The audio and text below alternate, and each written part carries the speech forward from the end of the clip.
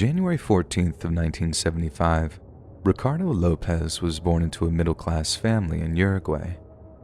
Ricardo's life may have begun in South America, but his family soon moved to the United States, settling in the state of Georgia when he was still a child. Ricardo had a good upbringing and was relatively well-behaved, but he was also described as introverted, with few friends at school or at home. As he grew into a teenager, Ricardo dreamed of a career in the arts and made the brave decision to drop out of high school in order to give himself a head start. However, soon after taking the plunge, Ricardo's bravado seemed to run dry. He suffered from feelings of inadequacy and was so terrified of rejection that he avoided applying to art school entirely. To support himself, Ricardo worked on and off at his brother's pest control business, and by age 17, he had not only become cripplingly reclusive, but he had developed a rather unhealthy obsession with celebrities. In 1993, Ricardo discovered an Icelandic singer by the name of Björk. Björk's first adult solo album was released in June 1993 to positive reviews and was subsequently named Album of the Year by the New Musical Express. Quickly earning platinum status in the US, her debut catapulted Björk to stardom. Her song, Venus as a Boy, was featured in the cult film Leon the Professional, adding a hint of floaty levity to a dark and violent narrative. Tens of thousands of Americans were captivated by Björk's ethereal pop music and hypnotic appearance, Ricardo included. But unlike his peers, whose interests in Björk began and ended with her music, Ricardo wanted to know everything there was to know about his favorite new artist. Ricardo began researching her early life and career, writing her numerous fan letters as he did so. These letters told Björk that she was his muse, and that his growing obsession provided him with an almost euphoric sensation. During this time, Ricardo also kept a journal, one in which he detailed his all-consuming infatuation.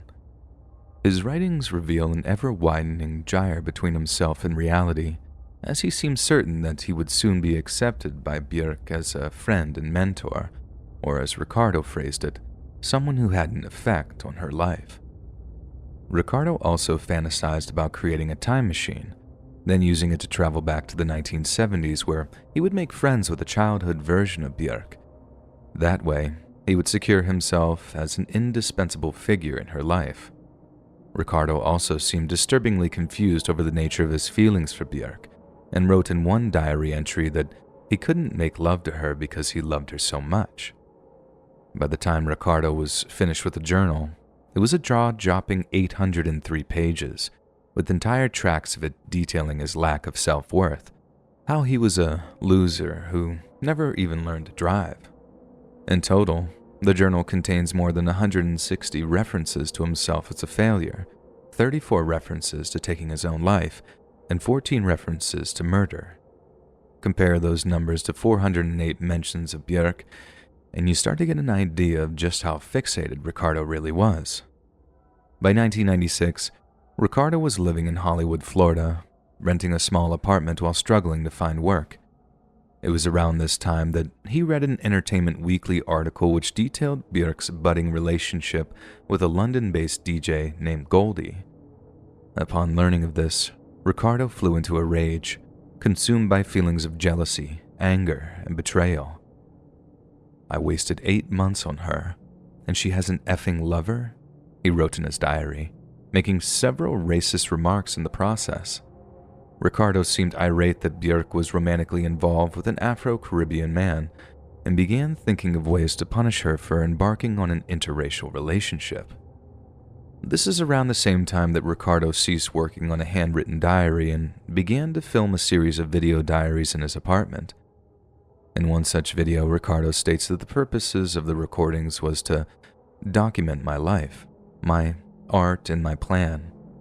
"Comfort is what I seek in speaking to you. I am being my own psychologist.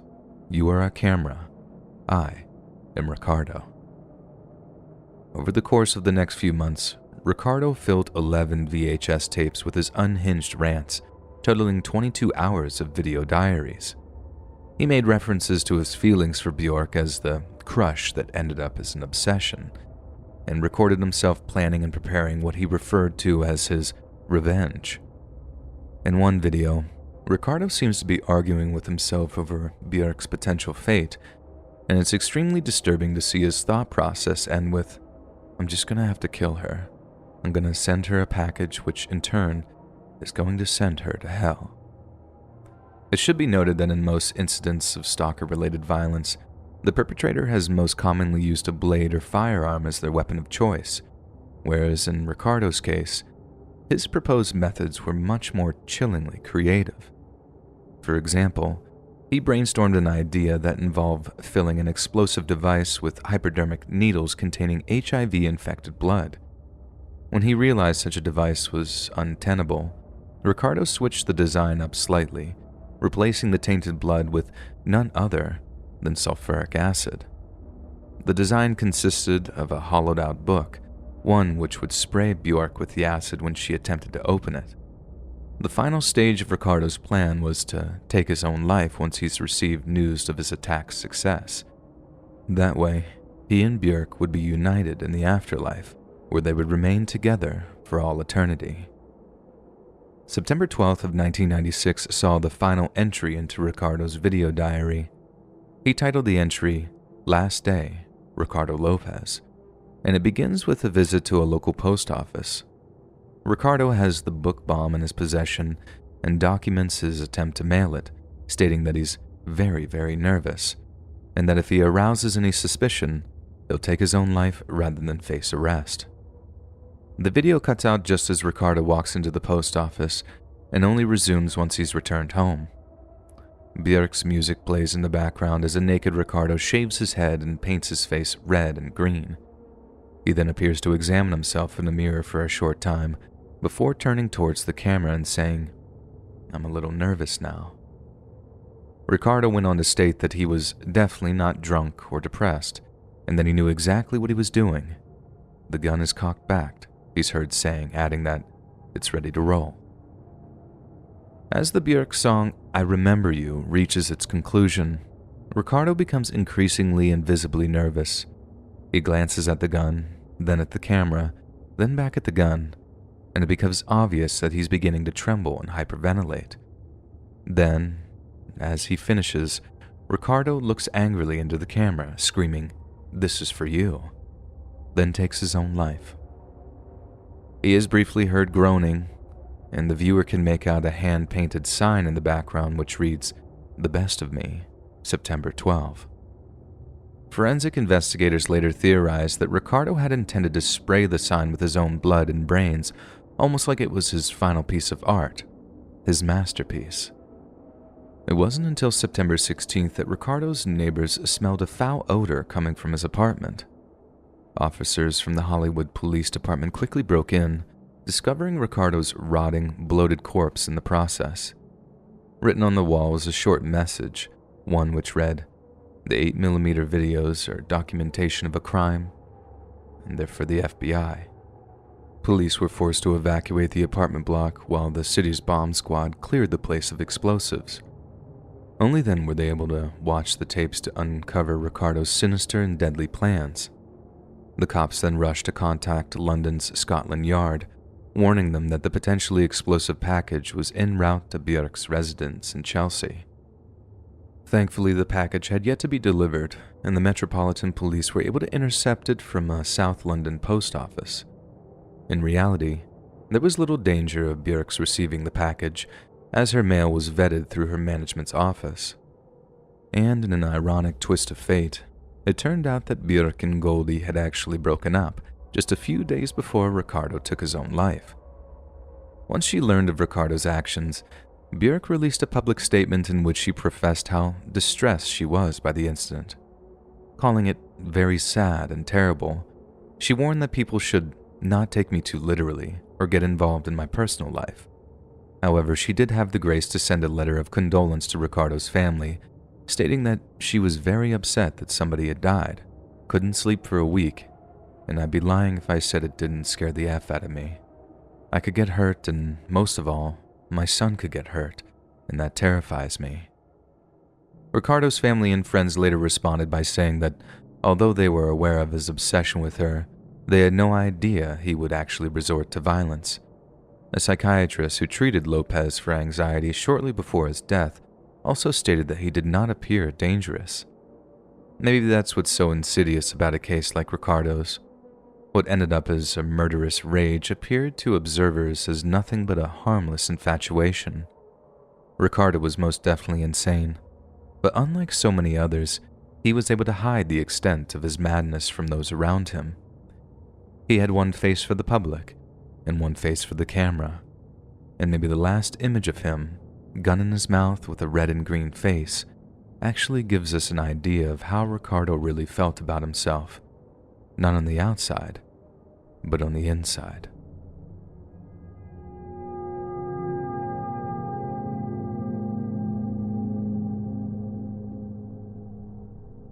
So, without being too specific, I live in a very hot, very sunny place, and a few years back, I lived in an apartment that had some amazing natural light.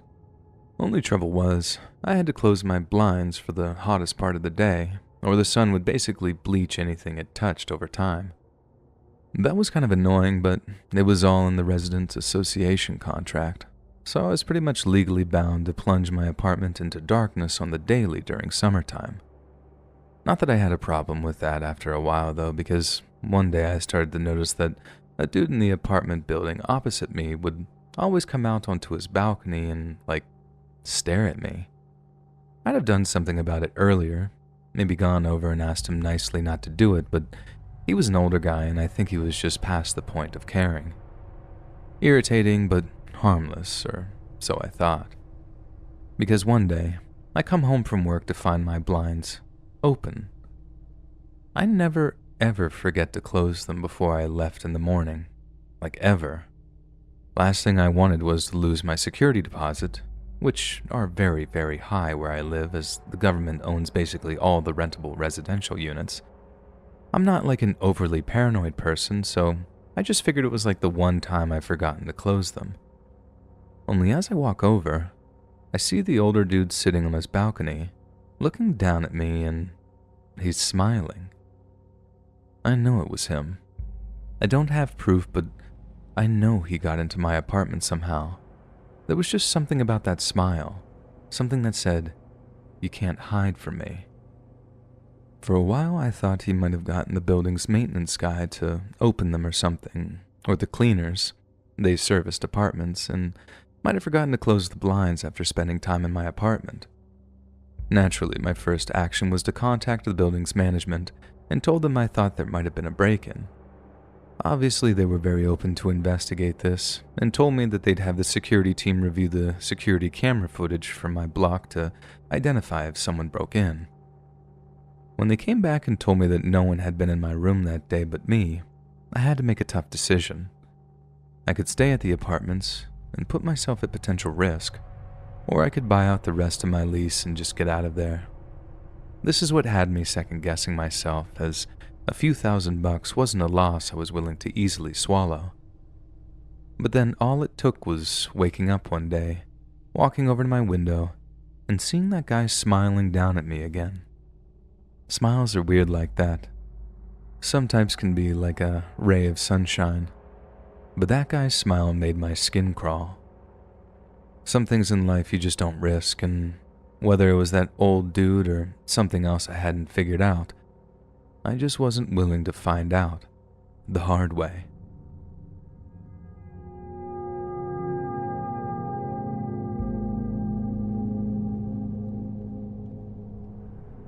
John Warnock Hinckley Jr. was born in Ardmore, Oklahoma on May 29th of 1955. At the age of 4, his financially fortuitous family relocated to Dallas County, Texas, where his father was the chairman and president of the Vanderbilt Energy Corporation. John would go on to attend Highland Park High School, graduating in 1973, just in time for another relocation in Evergreen, Colorado. In 1974, he enrolled at Texas Tech University, but the advent of serious emotional problems meant he would abandon his degree in favor of more creative pursuits. By 1975, John had become disillusioned with higher education and dreamed of becoming a singer-songwriter. He moved to Los Angeles but found the pursuit of stardom to be as depressing as it was fruitless.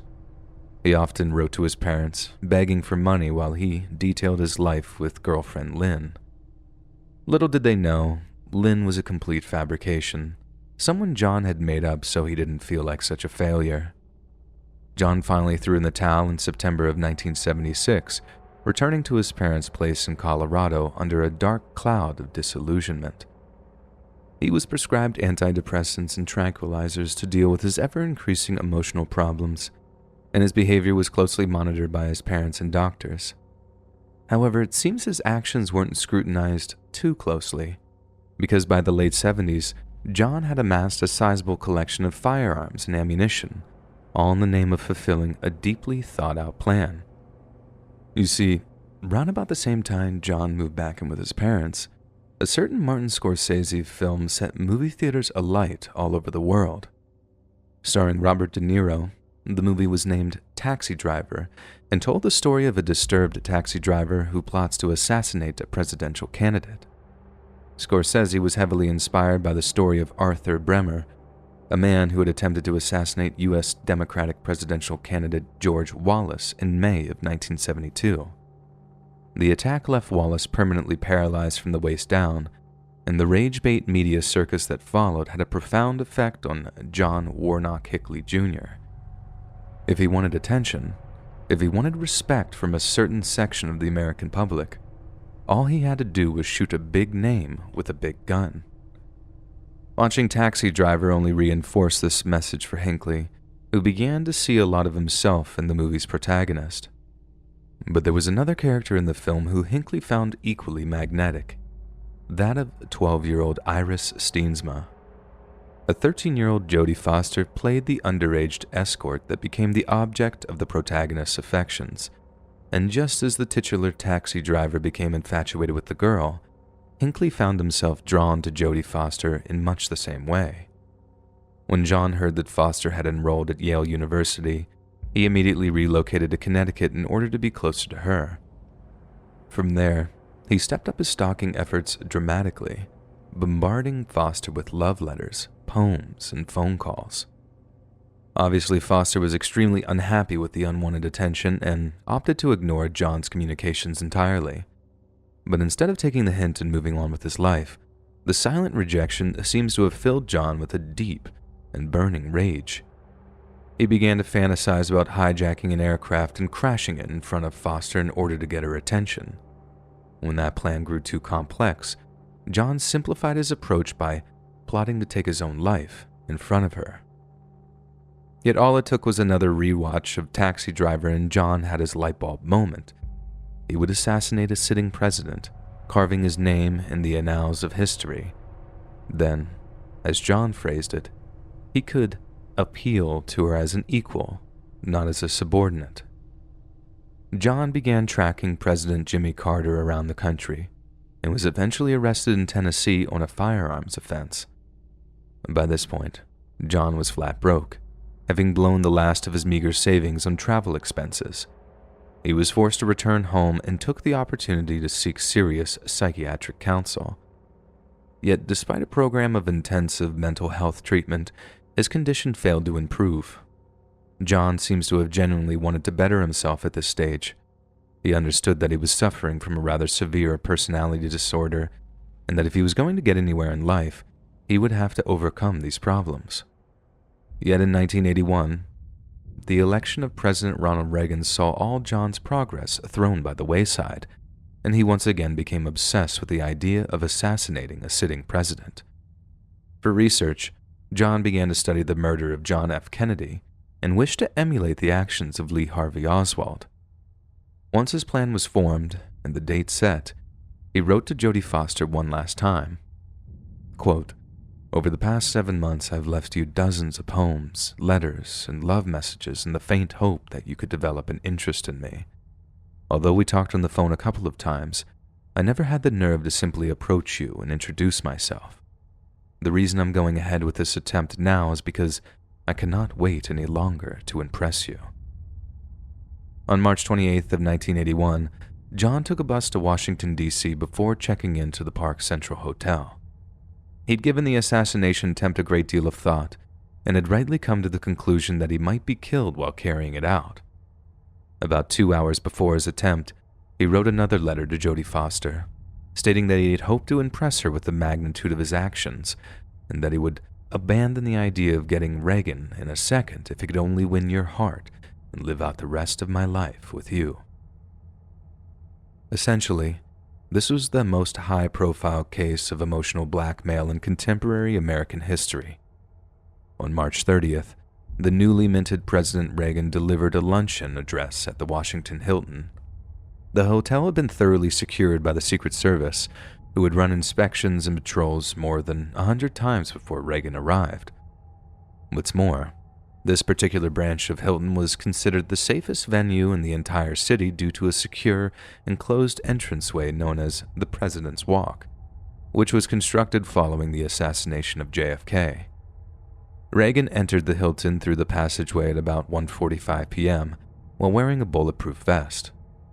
No one saw Hinckley behaving in an odd manner, and it was later confirmed that witnesses who claimed Hinckley was fidgety and agitated had confused him with another individual that the Secret Service had been monitoring. At exactly 2:27 p.m., President Reagan exited the hotel through the same President's Walk, emerging on Florida Avenue to a gaggle of waiting journalists. He answered a few questions, then walked towards his limousine, which was flanked by a crowd of supporters. Secretly among these reporters was John Hinckley Jr. himself, who had somehow managed to slip past 2 layers of presidential security. As Reagan's supporters applauded him, he just so happened to pass directly in front of John's line of sight. Believing this was his golden opportunity, John assumed a crouching firing stance, then rapidly discharged a .22 revolver in Reagan's direction.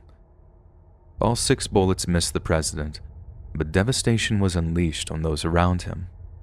The first bullet struck Press Secretary James Brady in the head, just above his left eye. The bullet then traveled underneath his brain, shattering his brain cavity in the process. Police officer Thomas Delahanty was then struck in the back of his neck by the second shot, with the bullet ricocheting off his spine. Alfred Antonucci, a labor official from Ohio, spotted Hinckley's firing the first 2 shots and rushed into action. He bashed John over the head and wrestled him to the ground, but otherwise failed to disarm him. As Reagan was rushed to the presidential limo by his Secret Service agents, a 3rd shot smashed the window of a building across the street. The 4th bullet was considerably more accurate, but the selflessness of Agent Tim McCarthy meant Reagan was saved from certain death, as McCarthy used himself as a human shield to absorb the bullet's impact. The hot piece of lead punched through his right lung and through his liver, with the 5th and 6th bullets hitting the bullet-resistant window glass of the limo's rear door. The 5th bullet bounced harmless off the glass, but the 6th took a nasty ricochet, deflecting off of the vehicle's frame before hitting the president in his left armpit. The round grazed a rib and lodged in his lung, causing it to partially collapse before stopping less than an inch from his heart. That's all that separated Ronald Reagan from death by assassination: 25 millimeters of his own blood and tissue. Naturally, John was arrested and detained, and walked away from the scene with nothing but cuts and bruises. A testament to the discipline of the Secret Service agents who protected him from a crowd that bayed for his blood. The day after the shooting, the 6-shooter John had used was traced to Rocky's pawn shop in Dallas, Texas. This was how the cops discovered that it had been loaded with 6 Devastator brand bullets, a specialized kind of ammunition designed to explode on contact. Luckily, the only bullet which properly exploded was the one which struck James Brady, yet doctors soon learned that the bullets still wedged inside the shooting victims could actually explode at any time.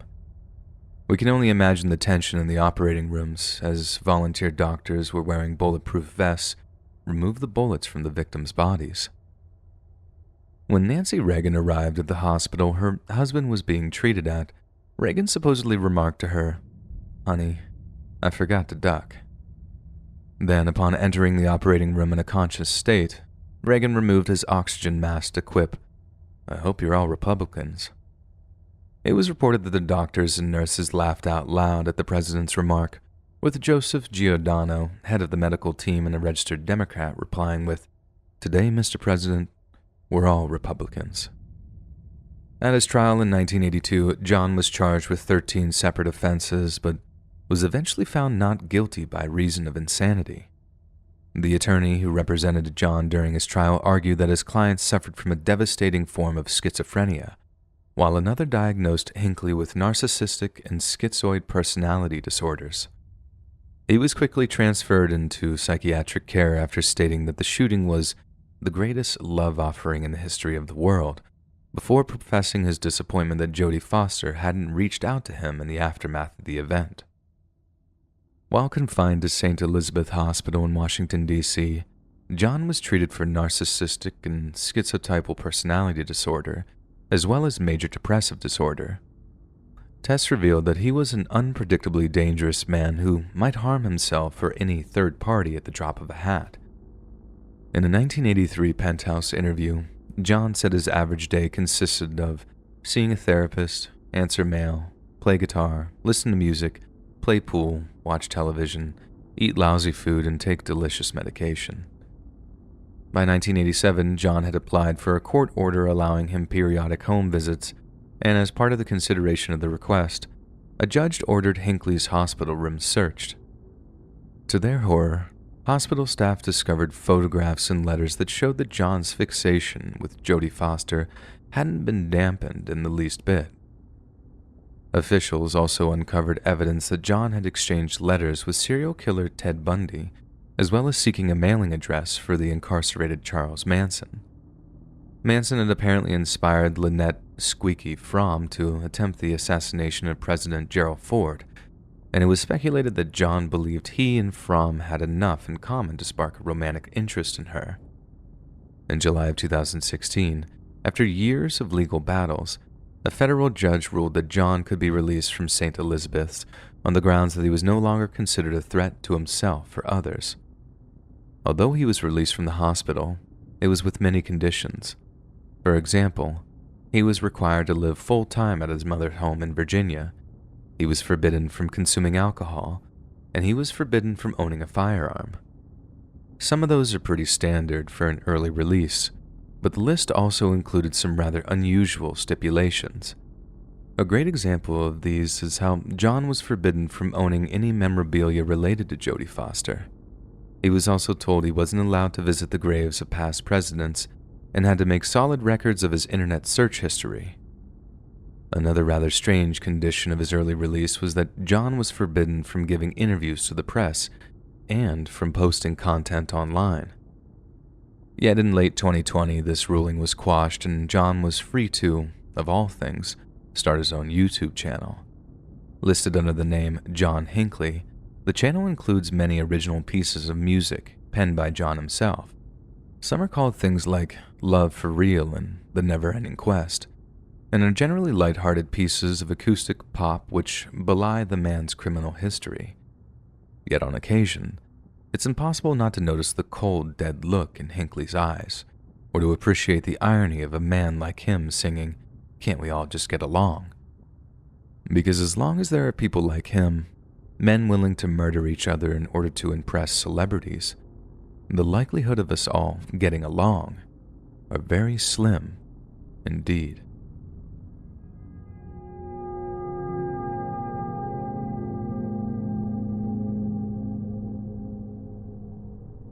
About 10 years ago, while she was still in college, my wife went on a date with a guy, probably the weirdest of her entire life. She didn't see him again, but the guy had other ideas, I guess, and basically began stalking her. It got worse and worse until she was forced to get a restraining order. But it turns out that those things have an expiration date on them. In one sense, that makes sense. People change, people better themselves. But at the same time, which part of obsessive psycho makes you think they're just going to let it go? Anyway, she ended up moving to my state for graduate school, and we got married after dating on and off for a couple of years. She told me about the guy one time, but it was more like a dark chapter in her former life, one that was well and truly over with. Or so we thought. The problem now is that my wife received a letter in the mail recently from the stalker that had her home address on it, one that included a return address on it too. He wants a reply, and if he doesn't get it, well, I don't want to think about that. The question is, what legal options, if any, do we have? We live in a different state than the stalker, hundreds of miles away, but I'm not looking forward to telling my wife that this psychopath knows where we live when she gets home from work today, as you can imagine. I don't really want to include the specific state we live in or much detail than I've already included because of the risk of the stalker reading this and using it against us somehow. I can't believe this is happening, and honestly, I'm terrified. She's talked the guy up to be this total schizo, and I've never been much of a fighter. I'm scared that we go down the legal route, spending all this time and money only for him to just show up on our doorstep one day with the worst of intentions.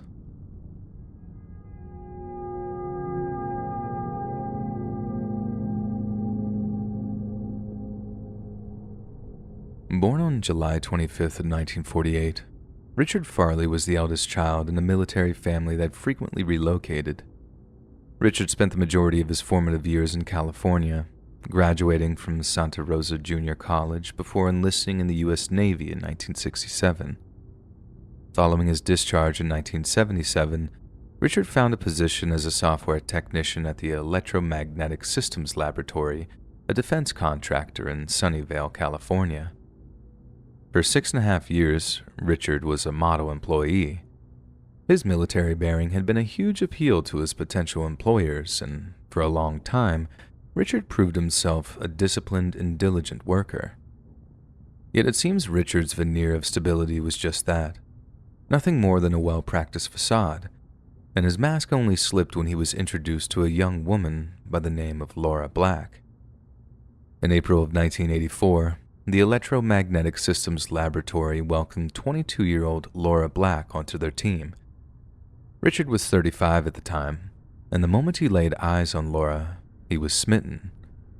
He later said that it was love at first sight, how he was suddenly magnetized to her beauty, and in that moment, he swore he'd do anything to make her his. At first, Richard's advances were wholesome and respectful. He sent Laura a letter, along with a basket of homemade baked goods, inviting her out on a date with him. Laura later said she was flattered, but politely declined his offer, as Richard wasn't someone she was interested in dating. She'd hoped that Richard might take the rejection in his stride, but unfortunately, this proved to be painfully wishful thinking. One day, Laura received a call at her desk via the office's internal phone network. When she answered, she recognized the voice on the other end, but their demeanor was anything but professional. It was Richard, and he was demanding to know why she wouldn't go out with him. Laura firmly rebuked him, demanding that he leave her alone, and for a while it worked. But when Richard suddenly showed up at Laura's aerobics class, she realized she wasn't dealing with a well-adjusted person. After the aerobics ambush, Richard enacted a sinister scheme in which he provided false information to his employer's HR department. Through this, Richard was able to obtain Laura's address and phone number. Part 2 of his plan involved befriending the company's custodial department as a way to secure a copy of Laura's desk keys. This way, he could pore through her office desk in order to gain insights into her personal life. Laura found Richard's advances to be incredibly creepy, but every time she confronted him, he'd back off long enough for her to regain some semblance of comfort. Almost every time he retreated, she thought she'd ended the problem, but Richard's stalking always resumed, and always with an increasing gall and intensity. The final straw appeared to be when Richard began sending Laura doctored photos of her, photos that Richard had inserted images of himself into. They were mocked up to make the pair look like a loving couple, and the implications made Laura's skin crawl. Finally, after almost a full year of sporadic harassment, with Richard averaging at least 2 incidents of stalking a week, Laura approached the ESL Human Resources Department and begged them for help. After a brief investigation, the company took swift action, presenting Richard with an ultimatum. Either he sought counseling, or his employment would be terminated. Richard was furious at the humiliation, yet he conceded, attending the counseling sessions in order to maintain what little professional contact he had with Laura. He completed his course of counseling, but depressingly, Richard slowly began to commence his campaign of harassment, only this time, his malice was unmasked and unfettered. By the spring of 1986, Richard was unleashing torrents of verbal abuse on anyone who tried to interfere with his harassment of Laura Black. It was these outbursts, along with the decline in his performance, that led him to being fired by the Electromagnetic Systems Laboratory. However, he quickly found a similar position at a rival company that was also based in Sunnyvale, allowing him to continue stalking Laura in his spare time. This eventually led Laura Black to file a formal restraining order against Richard in February of 1988, one that was provisionally granted by a family court judge who sympathized with her 4-year-long plight. When Richard learned of the restraining order, he flew into a rage and began plotting to undermine the legal integrity of the restraining order. On February 9th of 1988, Richard dropped off a package at the office of Laura's attorney. The package contained doctored photographs, hotel and credit card receipts, and fabricated love letters, all designed to make Laura seem like she was lying about them having a prior relationship. While the contents of the package were decidedly false, it was voluminous enough to cast a great deal of doubt onto Laura's claims, and while she fought to have the restraining order ratified, this gave Richard time to put another one of his schemes into action. A complete restraining order might have prevented Richard from doing what he did next, but since he delayed its formal recognition, he was able to make a life-changing decision completely unimpeded. Richard began to stockpile weapons and ammunition, including a Mossberg shotgun barrel and a Ruger .22 LR carbine and over 3,000 rounds of ammunition. Then, on the day before the restraining order was due to be fully instituted, Richard Farley drove his motorhome into the Electromagnetic Systems Laboratory parking lot. He later confessed that the purpose of his visit was to talk Laura out of filing the restraining order and that if she refused, he would take his own life in front of her. Yet as grim as his plan was, it required more than one firearm, and a small one at that. So, the fact that Richard loaded his vehicle up with a 12-gauge semi-automatic shotgun, a .22 scoped rifle, a 12-gauge pump-action shotgun, and 4 smaller pistols speaks to much deadlier machinations. Richard wasn't preparing for a discussion. He was preparing to commit a massacre. On February 16th of 1988, when Richard climbed out of his motorhome, he wore a bulletproof vest, earplugs, and a single leather shooting glove. Stored in a variety of clips, magazines, and speed loaders, Richard had over 1,000 rounds of ammunition on his person and carried a pick and mix of his makeshift arsenal as he walked towards the ESL building. Then, out of nowhere, he raised his rifle and began firing at innocent bystanders.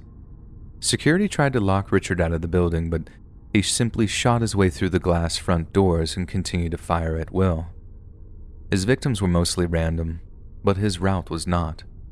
Richard was pushing through the ESL building, intent on visiting one office in particular, that of the 26-year-old Laura Black, the woman he'd been victimizing for the past 4 years.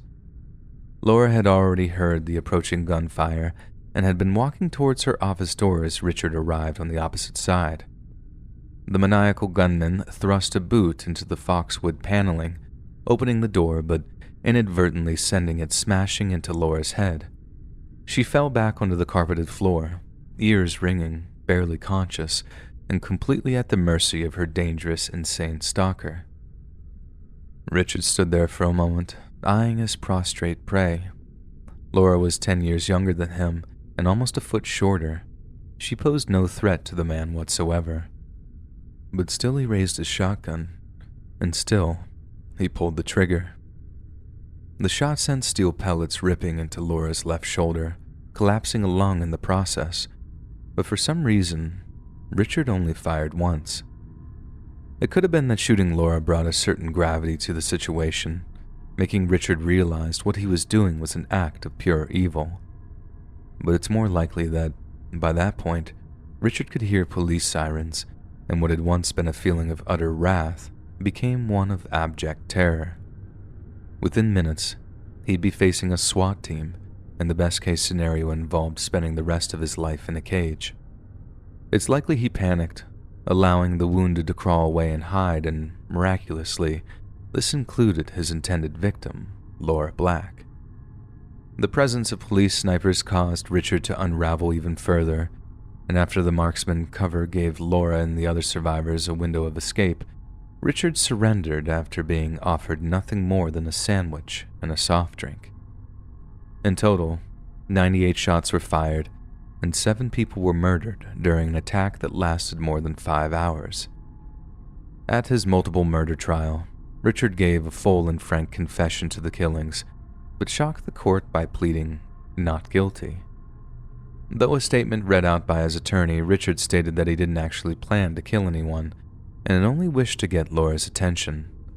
This was when he touched on his plan to take his own life in front of her if she happened to reject him for what could have easily have been the 100th time. Richard's defense attorney claimed that contrary to the evidence, his client was not a violent man. To quote, the attorney said his client only had his judgment temporarily clouded by his obsession with Black, and that he would likely never kill again. In clinical terms, this was partially supported by the fact that Richard lacked any kind of criminal record, but the jury was far too astute to be fooled by any kind of legal gymnastics. On top of that, the prosecution provided them with documentation from every step of Richard's stalking, producing almost every single letter he ever sent, along with the receipts from his weapon and ammo purchases. This evidence amounted to extensive premeditation and proved to be the final nail in Richard's judicial coffin. On October 21st of 1991, Richard Wade Farley was found guilty on all 7 counts of first-degree murder. A few months later, a Superior Court judge sentenced him to death. In line with California state law, several appeals were automatically lodged. This is one of the reasons why so many of California's death row prisoners have historically had their sentences reduced to life imprisonment. But even in a state so keen to show mercy on its condemned, 2009 saw California's Supreme Court uphold Richard's death sentence. To them, such a rare monster as he deserved nothing but execution. As of January 2022, Richard is still on San Quentin's death row, and due to execution moratorium instituted by Gavin Newsom, it's likely he'll remain there until he dies of natural causes. Laura Black, on the other hand, went on to completely recover from the attack, and despite suffering a great deal of mental trauma, she continued to work at the Electromagnetic Systems Laboratory. From his prison cell, Richard wrote Laura one last letter. Much like his previous communique, it was long, meandering, and incoherent, but the central theme was one of conceding victory, or as Richard phrased it, "You finally won." I believe this provides us with the most intimate and disturbing look into the man's psychology. He didn't see Laura as a person to woo or win over. He didn't want to win her trust or charm her into attraction. She was competition, a rival, someone he wanted to defeat, in order to own.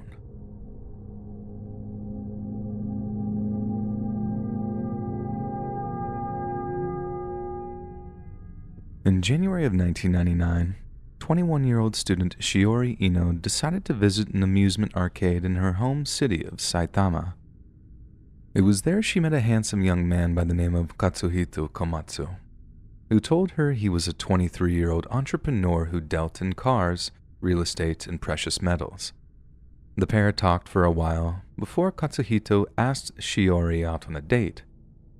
She accepted, and soon the couple were seeing each other regularly. Not only that, but Katsuhito began showering Shiori with lavish gifts such as Louis Vuitton handbags and handmade Gucci dress clothes. There came a point where Shiori simply couldn't bring herself to accept such expensive offerings, but after politely declining one of his gifts, Katsuhito exploded into a rage. In front of hundreds of passerbys, he began screaming abuse at her, something which is considered highly unusual and disgraceful in Japanese culture. Naturally, Shiori was appalled by the outburst and swore off seeing Katsuhito again. A few days went by, then Shiori received a telephone call at her home address. It was Katsuhito calling to profess how apologetic he was concerning his recent tantrum. At first, it seems Shiori gave him the benefit of the doubt and agreed to continue dating him. There was just one little problem. Shiori had never given Katsuhito her home phone number, only her cell phones. So how did he end up getting his hands on it? The question didn't seem to bother Shiori too much, as she obviously agreed to carry on seeing Katsuhito. Yet, her faith in him was completely shattered when she found an old ID card down the back of one of his car seats. Not only had Katsuhito given her a false name, but he wasn't actually 23. He was closer to 27 years of age. And while it was the truth that he was an entrepreneur, it wasn't buying and selling gold and silver that made him his fortune. It was from running a series of seedy massage parlors around Saitama. It was the final straw for Shiori, only this time, when she tried to break it off with Katsuhito, he openly made threats to her life until she agreed to continue the affair.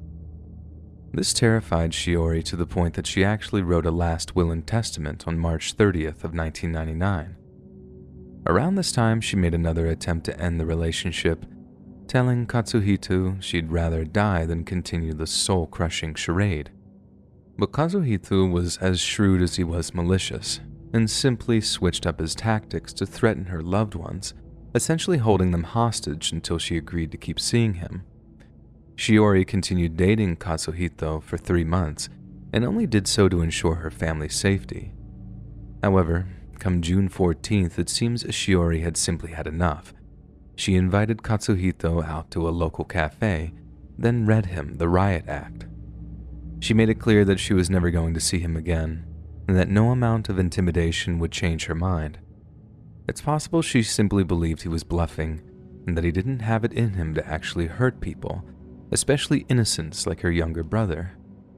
In a sense, she was right, but Katsuhito's revenge would prove much more creative than she could have possibly imagined. The very same day Shiori delivered her final rejection, Katsuhito and 2 of his friends drove over to her parents' home. But instead of subjecting them to violence as he promised, Katsuhito confronted Shiori's parents with a series of fictional accusations. He accused them of being complicit in illegal activity that Shiori had instigated. Shiori's father stood firm in the face of Katsuhito's outbursts, telling him to take back the gifts he'd forced onto his daughter. Yet as soon as he mentioned this, Katsuhito and his 2 friends began to retreat, saying they didn't want the gifts back and Shiori was entitled to keep them. It was clearly an odd reaction, but it was by design. You see, Katsuhito wanted to make it look like he and Shiori not only had an on and off again relationship, but were also partners in crime. Yet Shiori had been ready for him and had recorded the entire exchange on a hidden dictaphone. It was all the evidence she needed that she was being subjected to a prolonged campaign of harassment. Yet when she presented the tape to officers at the Saitama police station, they did absolutely nothing. To them, she didn't have a case, and it was nothing more than a dispute between criminals. Following a series of harassment calls from someone calling themselves Tanaka, Shiori once again begged the local police for help. Yet to her family's horror, local law enforcement sided with Katsuhito, suggesting that Shiori was to blame for trying to end the relationship after accepting such expensive gifts. Yet despite their indifference, there was one officer who was well and truly outraged by the mishandling of the affair, and it was he who directed the Ino family to a free legal clinic run by the Saitama Chamber of Commerce. It was Shiori's last best hope, but after just 15 minutes of consultation, the attending attorney looked up from his legal pad and asked, "But she had a lot of stuff bought for her, right?" Faced with yet another male authority figure who refused to acknowledge Katsuhito's wrongdoing, the Ino family's collective hopes were dashed. On June 21st of 1999, Shiori took the drastic step of having every single one of Katsuhito's gifts returned via private courier service. Katsuhito demanded the courier turn back around and redeliver them to Shiori, but the courier had been given the explicit instruction and a generous tip to just dump the stuff before leaving. Katsuhito was absolutely livid, apoplectic to the point that it dwarfed all of his previous outbursts. This time, instead of taking steps to embarrass or browbeat Shiori, he decided on a much more permanent solution. Kazuhito approached an ex-manager of one of his massage parlors and gave him an offer he couldn't refuse. 33-year-old Yoshifumi Kubota had been down on his luck for quite some time, so when Kazuhito offered him over $175,000 for a job, he just about jumped at the chance. But there was a catch. To earn the money, Yoshi would have to commit murder, and his target would be none other than Shiori Ino. Finally, on October 26th of 1999, as Shiori cycled to Okigawa Station, Yoshi was waiting for her. As she reached the station and climbed off her bike, Yoshi approached her from behind and stabbed Shiori in the side of the torso. She screamed out in pain, but as she turned and attempted to flee the scene, Yoshi plunged the blade into her heart, killing her instantly. She was officially pronounced dead at 12:50 p.m., with her cause of death listed as shock due to massive bleeding. Immediately, the Saitama police realized what a terrible mistake they'd made. Every word of Shiori's story had been true. She was an innocent victim, not a criminal accomplice. Yet instead of apologizing, reviewing the incident, or changing their procedure, they did something unforgivable. They began what amounted to a campaign of disinformation, falsely portraying Shiori as a promiscuous harlot who'd manipulated Katsuhito into buying her a variety of designer goods.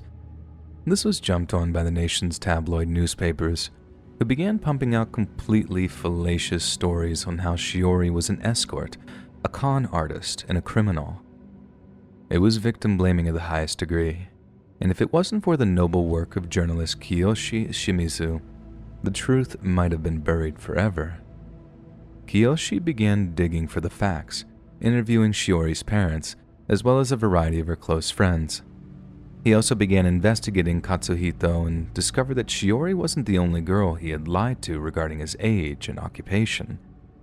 Kiyoshi produced an extensive write-up, with a magazine by the name of Focus publishing it during the fall of '99. It was truly a brilliant piece of investigative journalism, one which vindicated Shiori and her grieving family. The evidence was so cohesive and compelling that it whipped up outrage among the Japanese public, forcing the police to arrest Katsuhito's handful of accomplices. It should be noted that he had completely absconded following the murder, and that Kiyoshi Shimizu actually tracked him down personally before forwarding his location to the police. Katsuhito might have been pure evil, but he was no idiot, and he soon cottoned on to the fact that he was being followed. So, instead of surrendering himself or allowing himself to be captured, he made the decision to take his own life. His body was found on January 27th of the year 2000, floating in a lake near the town of Teshikaga. Police then found a letter in his hotel luggage, one which amounted to a note describing him taking his own life, explaining that he had planned to take his own life at some point following Shiori's murder. Public outrage also promoted a legislative hearing by the Saitama Prefecture Police, who were heavily criticized in the Japanese media for their apparent dereliction of duty. Yet this is the same media machine that pumped out smears against Shiori and had essentially defended an obsessive psychopath. The police issued a formal apology to the Ino family, and 9 Saitama police officers were either disciplined or outright fired for their colossal failures. Yoshifumi Kubota, Shiori's killer, was eventually given 18 years in prison, while other accomplices received 15 years. On the other hand, the hero journalist who'd uncovered the truth received the Editor's Choice Magazine Journalism Award, as well as the National Association of Commercial Broadcasters in Japan Reporting Award for his work. He would later receive the same awards again after clearing an innocent man's name, and was quick to point out similarities with how the police and prosecutors handled the case. After the scandal was put to bed, the Japanese government instituted a series of anti-stalking regulations, which they hope would make similar incidents a thing of the past. Yet it seems as frustrating as it is tragic that a young woman had to lose her life in order for such regulations to be put into place. Yet it's tough not to be reminded of an old adage, one that says, safety regulations are written in blood. It's just a shame that in this case, that blood had to be Shiori's. Hey friends, thanks for listening. Click that notification bell to be alerted of all future narrations. I release new videos every Monday, Wednesday, and Friday at 7 p.m. Eastern Standard Time. If you got a story, be sure to submit them to my subreddit, r/Let'sReadOfficial, and maybe even hear your story featured on the next video. And if you want to support me even more, grab early access to all future narrations and bonus content over on Patreon, or click that big join button to hear about the extra perks offered for the channel. And check out the Let's Read podcast, where you can hear all of these stories in big compilations and save huge on data, located anywhere you listen to podcasts. Links in the description below. Thanks so much, friends. And remember, we're going to collab. We're going to start a band with Jodie Foster.